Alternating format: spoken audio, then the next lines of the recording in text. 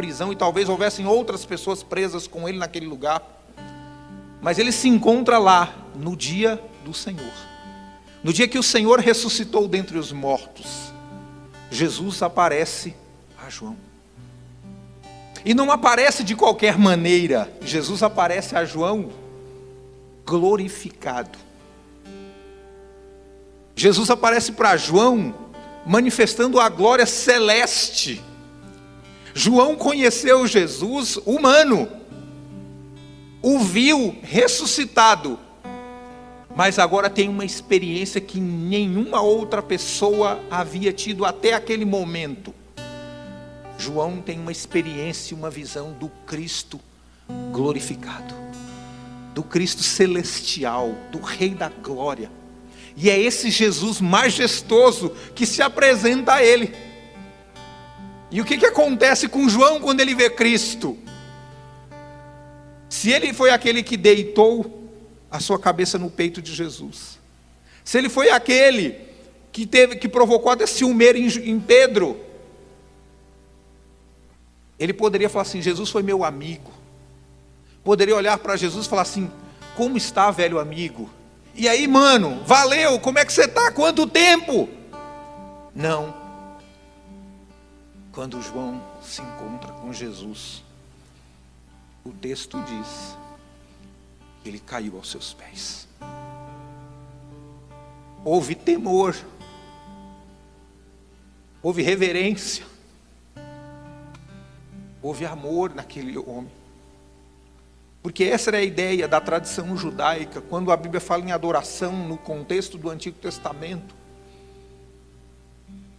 ele falava no sentido de prostração. Quando a glória de Deus se manifestava, as pessoas se prostravam no chão diante da glória do Senhor. E é isso que acontece com João. Ele não saúda Jesus como um comum, como um igual. Ele não trata Jesus como um amigo qualquer quando você se encontra com alguém, não. Ele se prostra. Ele se joga aos seus pés. Ele se rende. Porque é uma rendição da sua alma ao Senhor. E era essa dificuldade que o povo de Israel teve no passado. E talvez seja essa a nossa dificuldade nos dias de hoje. Por isso, quando a palavra de Deus se referia ao povo de Israel como o povo de dura cerviz, era a dificuldade que o povo tinha de se prostrar. Porque os profetas fomentavam isso no Antigo Testamento.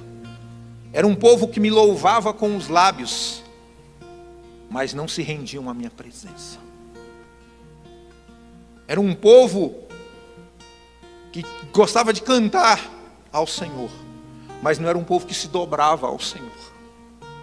E a atitude de João é uma atitude de quem se dobra, porque a glória do Senhor foi tão grande que ele se desfalece aos pés de Jesus.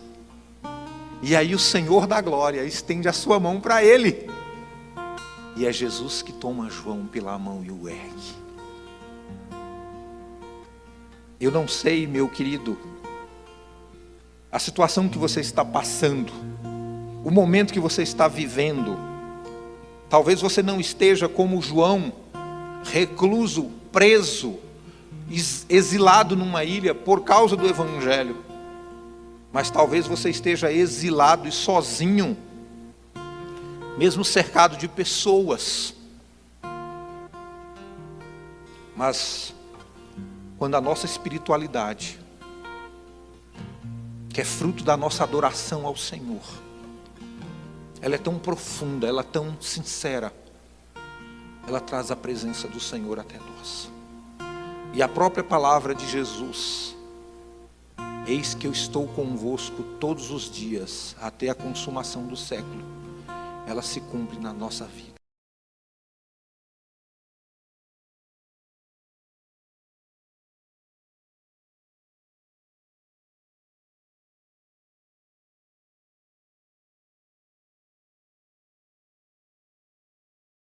Consumação do século, ela se cumpre na nossa vida. E por que foi necessário que isso acontecesse com João naquele dia, naquela hora, naquele momento? Porque além da perseguição, a igreja estava sendo assolada. A igreja de Jesus estava sendo assolada 60 anos depois de Jesus ascender aos céus. A igreja estava sendo assolada por enganos, por mentiras, por falsos ensinos, por falsos mestres, por tanta coisa. Paulo já havia morrido, os outros já haviam morrido. Não havia mais ninguém, além de João, que havia sido testemunha ocular de Jesus. E o Senhor vai até o seu discípulo amado, em glória, e manifesta a sua grandeza para ele. E aquilo que João vê, transforma a sua vida. E é a partir dessa visão, desse encontro, dessa nova revelação fresca do Senhor para ele, para fechar a Escritura, porque o que Jesus está fazendo com João, agora eu estou te dando as ferramentas, para que você possa concluir a obra que eu confiei nas tuas mãos. E você vai escrever aquilo que eu estou mandando. E é a partir desse encontro em Pátimos que João vai escrever o evangelho dele. É a partir desse encontro em Pátimos que João vai escrever as cartas dele. E é a partir desse encontro em Pátimos que João vai escrever a revelação do Apocalipse. Como eu falei anteriormente, por isso que todo o texto de João ele é completamente outro, diferente dos outros evangelhos. Porque João já começa dizendo que ele era o verbo. Que o princípio era o verbo, que o verbo estava com Deus e que o verbo era Deus. Como é que ele podia ter esse entendimento? Porque o Cristo celestial apareceu a ele. E ele teve um vislumbre da glória celeste do Jesus exaltado. E isso impacta a sua vida, e ele quer compartilhar isso com outros. A espiritualidade de João, fruto da sua adoração, fruto do seu testemunho, fruto da sua persistência e confiança na graça de Deus, ela impacta a vida dele, ela impacta a igreja onde ele está inserido, ela impacta aquelas 7 igrejas da Ásia, e ela está nos impactando até hoje, porque ela transcende o tempo. O encontro de João com Jesus naquele dia mudou a história dele, e tem mudado as nossas histórias, tem mudado as nossas vidas. E a terceira coisa que Jesus pede para João naquele dia: agora você vai escrever as 7 igrejas da Ásia. E o texto diz que ele escreveu.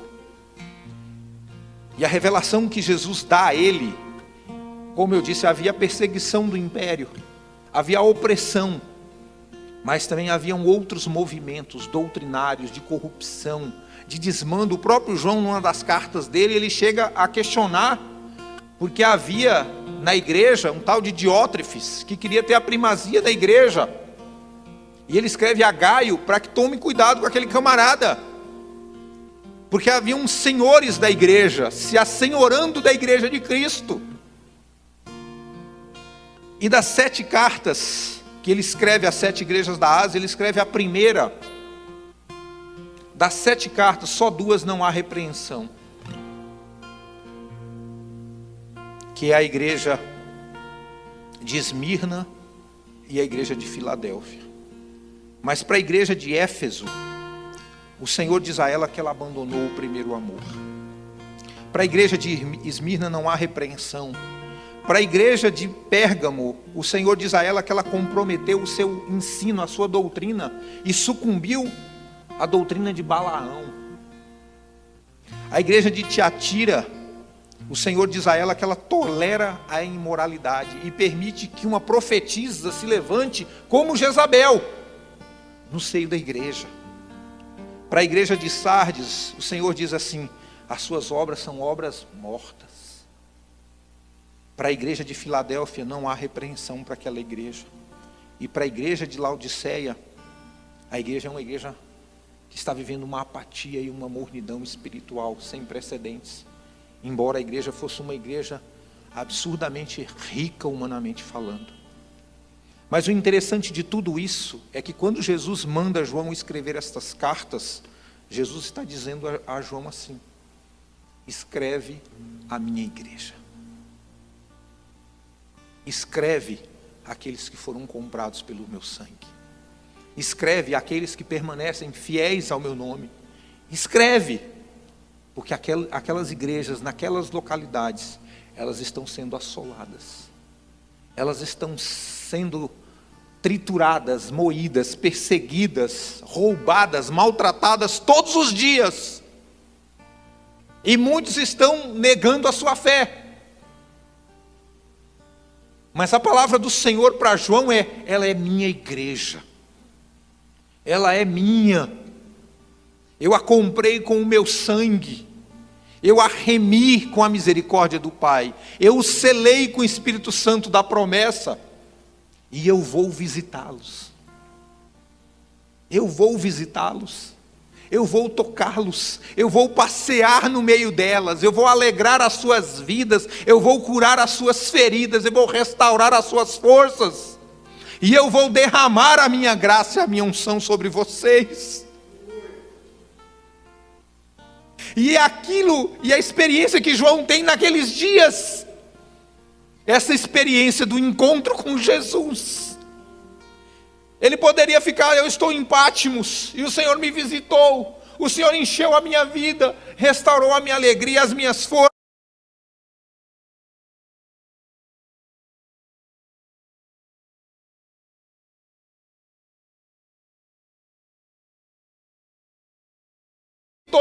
O Senhor encheu a minha vida, restaurou a minha alegria, as minhas forças. Mas aquilo que ele recebe do Senhor, ele obedece e compartilha. E o encontro de João com Jesus naquela ilha, no exílio, é um encontro que transforma outras vidas, porque ele é fruto de um encontro verdadeiro com o Senhor. Ele é fruto de um encontro de misericórdia da graça de Deus. Ele é fruto do encontro da renovação que o Senhor tem para cada um de nós. E é o cumprimento da palavra de Jesus, de que Ele estaria conosco todos os dias da nossa vida, até a consumação do século. E João foi testemunha viva disso. O Senhor me visitou. E eu quero dizer para você, meu irmão, o Senhor está aí contigo hoje. O Senhor está aí contigo hoje. O Senhor está aqui conosco agora. O Senhor está nos visitando. O Senhor está nos visitando. O Senhor está renovando as forças da sua igreja. O Senhor está passeando no meio da sua igreja, como o texto disse aqui. Os 7 candeeiros são as 7 igrejas, e Ele está passeando, e Ele está acendendo as lamparinas dos candeeiros. Ele está enchendo botijas de azeite, e Ele está passeando no nosso meio. Ele está alegrando a nossa alma, Ele está renovando as nossas forças, Ele está curando os nossos medos, afugentando a nossa angústia, a nossa depressão. Você pode estar sozinho em casa, mas o Senhor está aí com você. Ainda que você não o veja, mas Ele está lá. E a promessa dEle para a tua vida, e que Ele estaria contigo todos os dias da tua vida,